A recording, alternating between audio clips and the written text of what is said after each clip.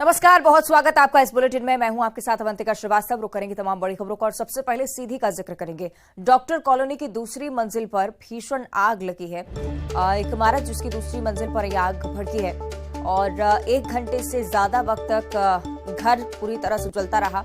जब तक fire brigade की टीम यहां पर पहुंचती, सारा सामान, पूरा घर जलकर राख हो गया। शॉर्ट सर्किट से आग लगने की आशंका प्राथमिक तौर पर सिटी कोतवाली क्षेत्र का यह पूरा मामला है। तस्वीरें आपकी टीवी स्क्रीन पर। सीधी की डॉक्टर कॉलोनी, जहां एक मकान में भीषण आग लगी। 1 घंटे तक ये आग फैलती गई और धीरे धीरे पूरे मकान को अपनी चपेट में ले लिया। पहली मंजिल पर तमाम लोग भी इस मकान में मौजूद थे और इस बारे में भी जानकारी सामने आई है कि कोई जनहानि नहीं हुई है। राहत भरी बात यह कि इस दुर्घटना में कोई हताहत नहीं, सभी लोग पूरी तरह से सुरक्षित हैं। दूसरी मंजिल की तस्वीरें आप देखिए, जिसमें आग साफ तौर पर नजर आती है। आग की भीषण लपटें उठती हुई, शॉर्ट सर्किट के चलते आग लगी, फिलहाल यही आशंका। 1 घंटे से ज्यादा का समय बीत गया।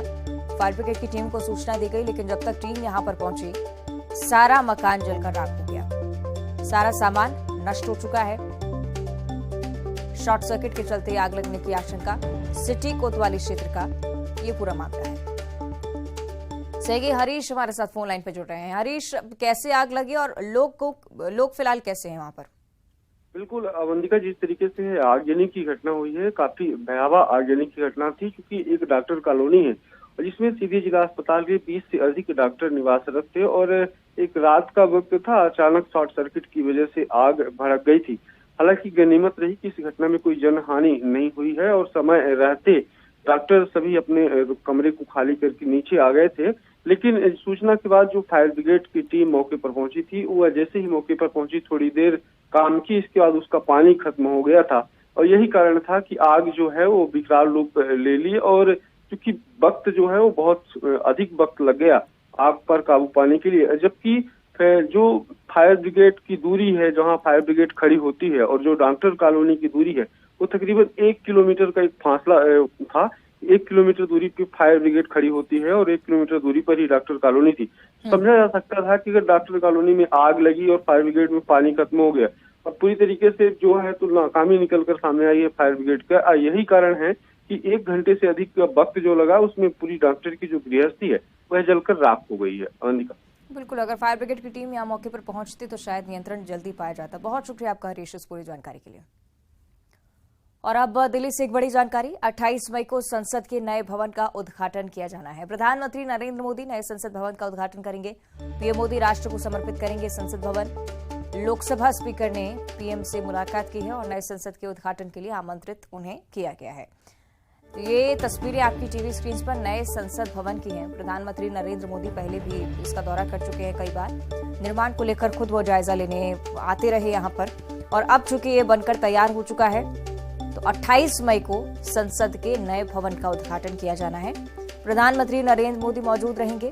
आमंत्रित किया गया है लोकसभा स्पीकर के द्वारा उनको। और साथ ही साथ देश के लिए गर्व का विषय ये कि पहली बार देश में खुद का बनाया हुआ संसद भवन, यानी कि देश का संसद भवन इसे कह सकते हैं, क्योंकि राष्ट्र को समर्पित इसे प्रधानमंत्री करने वाले हैं। 28 मई को नए भवन का उद्घाटन होगा।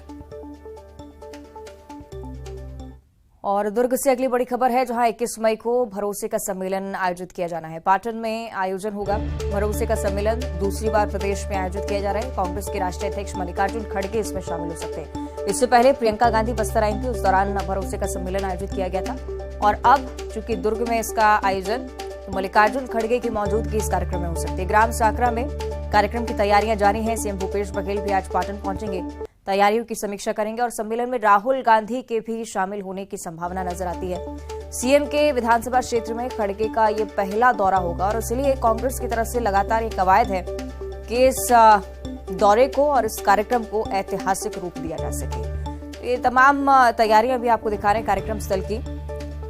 आज मुख्यमंत्री भी यहां पर पहुंचेंगे। 21 तारीख को ये भव्य आयोजन होगा, जिसमें मल्लिकार्जुन खड़गे के आने की संभावना, साथ ही साथ ये भी संभावना है कि राहुल गांधी यहां पर पहुंचे। और भरोसे का सम्मेलन जो कि दूसरी बार प्रदेश में आयोजित किया जा रहा है, सीएम के विधानसभा क्षेत्र में खड़गे का ये पहला दौरा भी होगा और इसी के मद्देनजर तमाम तैयारियां जोरों शोरों से चलती हुई। भूपेश बघेल भी आज पाटन पहुंचेंगे। तो 21 मई को आयोजित होगा भरोसे का सम्मेलन। भूपेश बघेल की मौजूदगी यहां पर आज रहेगी, जिससे वो तैयारियों का जायजा ले सके। खुद धरातल पर पहुंचेंगे मुख्यमंत्री और जानेंगे कि किस तरह से इस आयोजन की तैयारियां चल रही हैं। राहुल गांधी भी पहुंच सकते हैं, ये एक बड़ी बात है। मल्लिकार्जुन खड़गे का दौरा हालांकि तय है। सहयोगी ममता हमारे साथ लाइव जुड़ रही हैं। ममता, भरोसे का सम्मेलन जिसे लेकर भव्य तैयारियां की जा रही हैं, सभा स्थल की भी तस्वीरें हम देख पा रहे हैं तैयारियों को लेकर। आज क्या कुछ होना है यहाँ?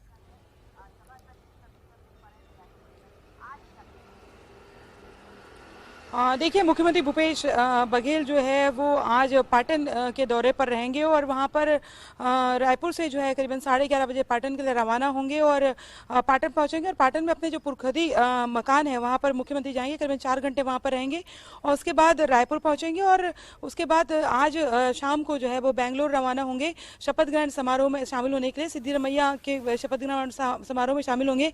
पीसीसी अध्यक्ष मोहन मरकाम भी जाएंगे, मुख्यमंत्री भूपेश बघेल भी जाएंगे। दूसरी बात अगर हम बात करें भरोसे के सम्मेलन को लेकर, तो इसमें एक संभावना व्यक्त की जा रही है कि जो है वो राहुल गांधी इसमें आएंगे। पहले प्रियंका गांधी की भी बात कही जा रही थी, लेकिन अभी चूंकि जो है शपथ ग्रहण समारोह और तमाम दूसरी चीज़ों में व्यस्त रह रही हैं। और भरोसे के सम्मेलन के जरिए अगर हम बात करें तो जैसे कि जगदलपुर में जब भरोसे का सम्मेलन आयोजित किया गया था तो वहाँ पर प्रियंका गांधी आई हुई थी और वहाँ पर मुख्यमंत्री भूपेश बघेल को जो है वो एक बार फिर से प्रोजेक्ट किया गया था कि कांग्रेस पार्टी जो है वो इस बार भी चुनाव जो है वो मुख्यमंत्री भूपेश बघेल के चेहरे पर लड़ेगी। और सभी लोगों ने एक तरह से कहें कि शक्ति प्रदर्शन किया था और भरोसा भी जताया था। अभी महज चुनाव को 5 महीने बाकी हैं और ऐसे में पाटन में भी ये आयोजन किया जा रहा है और जाहिर तौर पर कई विकास कार्यों की सौगात भी देंगे। किसी नई योजना को लेकर लॉन्चिंग भी हो सकती है और इसके साथ ही आने वाले चुनाव को लेकर किस तरह की प्लानिंग होगी ये भी बताया जाएगा और भरोसा किस तरह से सरकार पर है संगठन का, और इसके साथ ही ये भी बताया जाएगा कि आम लोगों का किस तरह से भरोसा है इसको लेकर भी जो है वो जनता के सामने बताया जाएगा। तो जाहिर तौर पर 21 मई का सबको इंतजार है। जी, निश्चित तौर पर देखना होगा क्या कुछ खास देकर आता है सम्मेलन। बहुत शुक्रिया आपका ममता इस पूरी जानकारी के लिए। और रायपुर से अगली बड़ी खबर, जहां आज सीजेपीएससी दफ्तर का घेराव करने का प्लान बीजेपी युवा मोर्चा की तरफ से बनाया गया है। आज बीजेपी युवा मोर्चा के कार्यकर्ता यहां पर पहुंचेंगे। आक्रोशित होकर सीजेपीएससी को लेकर लगातार प्रदर्शन की स्थिति में भारतीय जनता युवा मोर्चा है। मेरिट लिस्ट पर बीजेपी की तरफ से सवाल जो उठाए जा रहे हैं उनके आधार पर यह प्रदर्शन हुआ। नेताओं और अफसरों के बच्चों के चयन का गंभीर आरोप बीजेपी की तरफ से लगाया गया। बीजेपी प्रदेश अध्यक्ष अरुण साव ने घेराव का ऐलान किया था और आज भारतीय जनता युवा मोर्चा के कार्यकर्ता छात्रों के साथ पहुंचेंगे सीजीपीएससी दफ्तर। यहां चयन सूची को लेकर जितने गंभीर आरोप लगाए जा रहे हैं उन तमाम आरोपों के आधार पर ही प्रदर्शन की तैयारी है।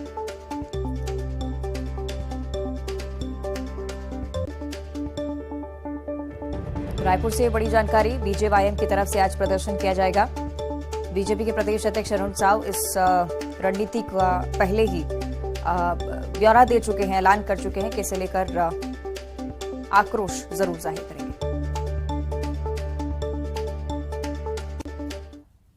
और भोपाल से अगली बड़ी खबर, जहां बीजेपी कार्य समिति की बैठक आज होने जा रही है। सीएम शिवराज सिंह चौहान और वीडी शर्मा की अगुवाई में बैठक होगी।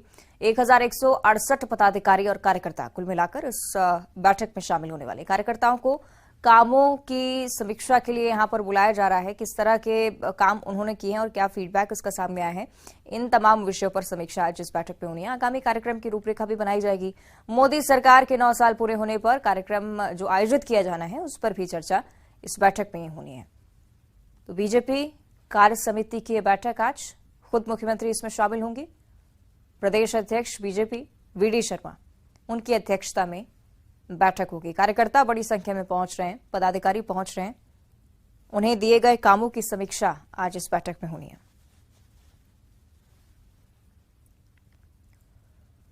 और भोपाल से ही अगली बड़ी खबर, जहां कोर्ट में आज एचयूटी के संदिग्धों की पेशी होनी है। आज रिमांड पूरी हो रही है।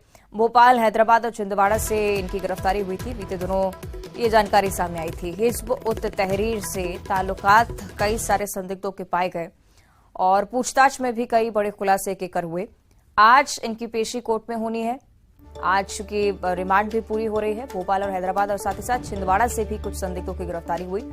आगे क्या कुछ होता है इसे लेकर ये देखने वाली बात होगी क्योंकि हिजबुत तहरीर जिससे कनेक्शंस देखे गए, साथ ही साथ धर्मांतरण के भी कुछ ऐसे चौंका देने वाले मामले सामने आए हैं जिसमें गंभीर कार्रवाई हो सकती है। पूछताछ पूरे कनेक्शन से लगातार चल रही है। बड़ा नेटवर्क ध्वस्त करने की तैयारी में एटीएस और एनआईए की टीम लगातार दबिश भी देती हुई।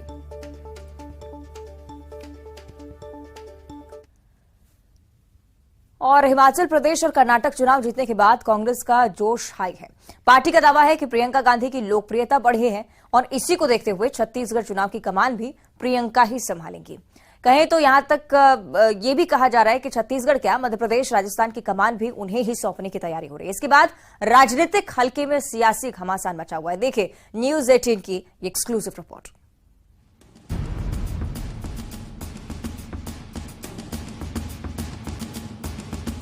अभी अभी कर्नाटक को जीतने वाली कांग्रेस, कुछ महीने पहले हिमाचल प्रदेश का किला फतेह करने वाली कांग्रेस, लगातार मिल रही जीत से जोश हाई है। खासकर कर्नाटक में जीत का क्रेडिट कांग्रेस नेता राहुल गांधी और प्रियंका गांधी को दिया जा रहा है।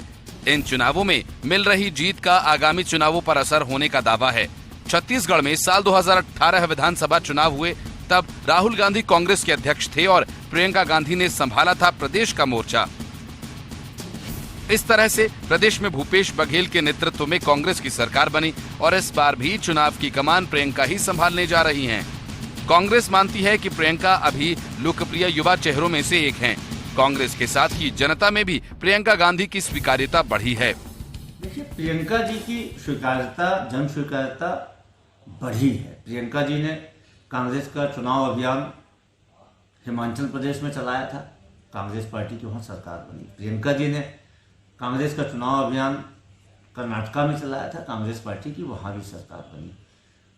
भाषाई अंतर होने के बावजूद बड़ी संख्या में, लाखों की संख्या में लोग प्रियंका जी को सुनने आते थे, देखने आते थे और दुभाषिया के माध्यम से उनकी बातों को सुनते थे। प्रियंका जी लोगों की नब्ज पकड़ती हैं। प्रियंका जी भारत की जनता की आवाज है। तो छत्तीसगढ़ बीजेपी के अध्यक्ष अरुण साव ने कहा कि इससे कोई फर्क नहीं पड़ता, प्रियंका कमान संभालेंगी तो वही हश्र होगा जो पिछले चुनाव में कांग्रेस का उत्तर प्रदेश में हुआ और हम भी यही चाहते हैं। देखिए, प्रियंका जी ने उत्तर प्रदेश की कमान संभाली थी, लेकिन कर्नाटक और हिमाचल तो और इसलिए कर्नाटका और हिमाचल की जहां तक बात है तो वहां का रिवाज रहा है, वहां परंपरा रही हर साल सरकार बदलने की, और इसलिए कर्नाटक के चुनाव का परिणाम का असर छत्तीसगढ़ में नहीं पड़ेगा। हर राज्य की अपनी अपनी अलग अलग परिस्थितियां, राजनीतिक, भौगोलिक, ये सब रहती है। और छत्तीसगढ़ में तो चूंकि हर वर्ग को ठगने का काम किया और कोई काम इस सरकार ने नहीं किया है, एक भी ऐसा काम इस सरकार ने नहीं किया है जिससे जनता का विश्वास कांग्रेस को मिले, जनता उससे प्रभावित हो, एक भी ऐसा काम नहीं किया है। और इसलिए छत्तीसगढ़ की जनता इस सरकार को उखाड़ कर फेंकना चाहती है और निश्चित रूप से 2023 में छत्तीसगढ़ में परिवर्तन होगा और भारतीय जनता पार्टी की सरकार बनेगी। प्रियंका में पूर्व प्रधानमंत्री इंदिरा गांधी की छवि दिखती है। कांग्रेस पहले भी कई बार ऐसा कह चुकी है। बस्तर में इंदिरा की यादें ताजा कर इमोशनल कार्ड खेलने की भी कोशिश की गई। इधर इन्हीं जीत के बहाने उदयपुर चिंतन शिविर में तय हुई रणनीति को कारगर बताने से कांग्रेस चूकना नहीं चाहती। अभी छत्तीसगढ़, फिर मध्य प्रदेश और राजस्थान में भी चुनाव की कमान प्रियंका को सौंपने की तैयारी है। देखना होगा कि दावों के मुताबिक आगामी चुनावों में कांग्रेस की रणनीति कितनी सफल हो पाती है। ममता लांजेवार, रायपुर, न्यूज 18 छत्तीसगढ़। और अब बात करेंगे सिवनी की, जहां नगर पालिका की बैठक हुई और उसमें नगर पालिका अध्यक्ष शफीक खान और विपक्षी पार्षद दल के नेता ज्ञानचंद सनोडिया के बीच तीखी बहस हो गई। बहस के बीच नगर पालिका अध्यक्ष ने खुद को सबसे बड़ा गुंडा बता दिया। इसके बाद ज्ञानचंद सनोडिया ने अपने साथी पार्षदों के साथ बैठक से वॉकआउट कर दिया। हालांकि विवाद पर नगर पालिका अध्यक्ष ने सफाई दी। उन्होंने कहा है कि वो शहर के विकास में बाधा बनने वालों के लिए गुंडे हैं। झूठ बात रखेंगे क्या? आप तरीके से बात रखोगे तो नहीं, तरीके से कौन बात नहीं कर रहा है। और आप ज्ञानचंद सनोडिया हमेशा तरीके से बात करता है तो सबने बड़ा गुंडा में जो ज्ञानचंद सनोडिया, ये बात मत करो यार। हाँ, मैं सही नहीं, ऐसी बात करना उचित नहीं। आप गुंडागर्दी से ऊंची आवाज में बात नहीं कर पाओगे पर्सन नहीं। आप ये तरीका गलत है। आप झूठ बात रखेंगे क्या? आप तरीके से बात रखोगे तो नहीं, तरीके से कौन बात नहीं कर रहा है। और आप ज्ञानचंद सनोडिया हमेशा तरीके से बात करता है, तो सबसे बड़ा गुंडा में जो ज्ञानचंद सनोडिया, ये बात मत करो यार। हाँ, मैं सही नहीं, ऐसी बात करना उचित नहीं। आप गुंडागर्दी, मेरा शहर पहले फिर बाद में पार्षद है, क्योंकि शहर के लिए जिम्मेदारी मेरे को शहर के लोगों ने, मेरे को पार्षद ने चुन के दी है। तो मैं शहर के लिए, जो भी शहर के लिए माने बाधा पैदा करेगा, मैं उनके लिए गुंडा हूं। और आज भी मैं बोल रहा हूं कि मेरे 24 साल 25 साल के अंदर में एक भी मेरी FIR दर्ज नहीं है, और एक भी मेरे नगर पालिका में एक कर्मचारी से लेके, अधिकारी से लेके अध्यक्ष तक मेरे को नहीं ये बोल सकता कि मैंने बदतमीजी यहाँ पर कराऊं। इधर श्योपुर में प्रशासन और पुलिस ने बड़ी कार्रवाई करते हुए भू माफिया से करीब 2.5 करोड़ रुपए की सरकारी जमीन मुक्त कराई है। मामला विजयपुर विकासखंड के गसबानी कस्बे के पास सरकारी जमीन का, जिस पर इलाके के एक भू माफिया ने कब्जा करके बाउंड्री वॉल बना ली थी, खेती कर रहा था। राजस्व और पुलिस बल ने अतिक्रमण पर बुलडोजर चलवाकर बेशकीमती जमीन को मुक्त कराया।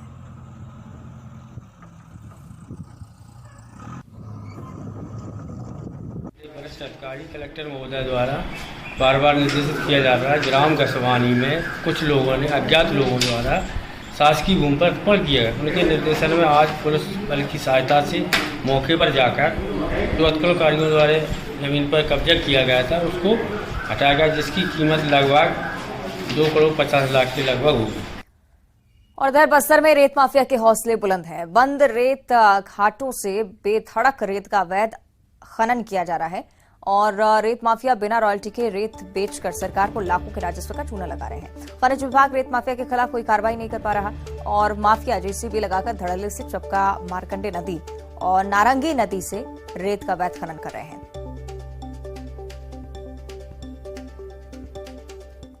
और जांजगीर चांपा की बात करेंगे, जहां की युवती ने अपने भाई को किडनी डोनेट की है। दरअसल 24 साल का एक स्टूडेंट किडनी की बीमारी से ग्रसित था और उसे पिछले काफी दिनों से डायलिसिस की जरूरत थी। इसके माता पिता शुगर पेशेंट हैं और इस वजह से छात्र की 22 साल की बहन ने अपनी किडनी दान की। किडनी ट्रांसप्लांट के बाद दोनों भाई बहन पूरी तरह से स्वस्थ हैं।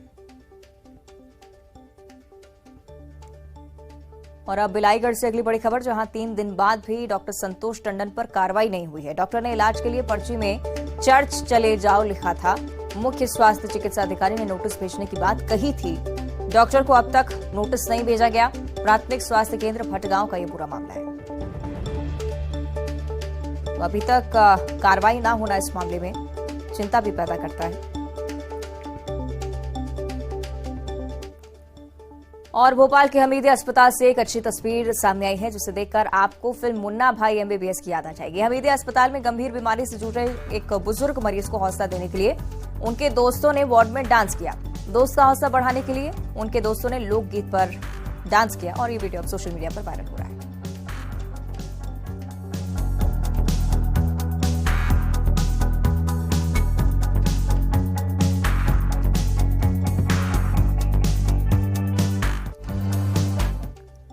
और अब देखिए 25 सेकंड में खबर। 28 मई को संसद के नए भवन का होगा उद्घाटन। पीएम नरेंद्र मोदी राष्ट्र को करेंगे समर्पित। लोकसभा स्पीकर ने पीएम को दिया निमंत्रण। प्रियंका गांधी को मिल सकती है छत्तीसगढ़ की चुनावी कमान। MP राजस्थान की जिम्मेदारी भी सौंपने की तैयारी। बीजेपी ने कहा यूपी में कांग्रेस का हाल सभी को मालूम। देश को मिली एक और वंदे भारत ट्रेन की सौगात। हावड़ा से पुरी के बीच चलने वाली 17वीं वंदे भारत एक्सप्रेस को पीएम मोदी ने दिखाई हरी झंडी। दिल्ली के प्रगति मैदान में पीएम नरेंद्र मोदी ने अंतर्राष्ट्रीय संग्रहालय एक्सपो का किया उद्घाटन। एक्सपो में दुनिया भर के प्रतिनिधि मंडल शामिल। जापान में G7 शिखर सम्मेलन से पहले हिरोशिमा में स्वागत के लिए तैयारियां पूरी। G7 शिखर सम्मेलन में पीएम मोदी भी लेंगे हिस्सा। पश्चिम बंगाल में द केरला स्टोरी फिल्म पर बैन लगाने का मामला। सुप्रीम कोर्ट ने सरकार के फैसले पर लगाई रोक। 18 जुलाई को अगली सुनवाई। ज्ञानवापी में मिले कथित शिवलिंग का मामला पहुंचा सबसे बड़ी अदालत। कार्बन डेटिंग फैसले के खिलाफ मुस्लिम पक्ष ने दायर की थी याचिका। 19 मई को सुप्रीम कोर्ट करेगा सुनवाई। कर्नाटक के किंग होंगे सिद्धरामैया। DK शिवकुमार होंगे कर्नाटक के डिप्टी CM। 20 मई को शपथ ग्रहण समारोह। हिमाचल प्रदेश के लाहौल स्पीति में राष्ट्रीय राजमार्ग से सीमा सड़क संगठन ने हटाई बर्फ। मनाली लेह राजमार्ग को 12 लाचा दर्रे के रास्ते किया गया बहाल। सीधी में डॉक्टर कॉलोनी के मकान की दूसरी मंजिल पर भड़की आग। 1 घंटे से अधिक वक्त तक धू-धू कर जलता रहा घर। शॉर्ट सर्किट के चलते आग लगने की आशंका। देवास के सोनकच्छ में लाडली बहना सम्मेलन में बोले सीएम शिवराज, पहले किया जाता था बेटे और बेटी में भेदभाव, बेटी नहीं बचाओगे तो बहू कहां से लाओ। मध्य प्रदेश बीजेपी की बैठक में कार्यकर्ताओं को निर्देश, सोशल मीडिया कार्यकर्ताओं को और ज्यादा प्रभावी ढंग से काम करने की सलाह, लोगों की प्रतिक्रिया पर भी रखी नजर। एमपी में 25 मई से शुरू होगी 1304 से ज्यादा अधिकारी और सरकारी निजी महाविद्यालयों में प्रवेश परीक्षा, उच्च शिक्षा मंत्री मोहन यादव ने दी जानकारी। मंडला पहुंचे स्थानीय सांसद और केंद्रीय मंत्री फग्गन सिंह कुलस्ते, अस्पताल पहुंचकर मरीजों के साथ मनाया जन्मदिन, मरीजों को बांटे फल और बिस्किट।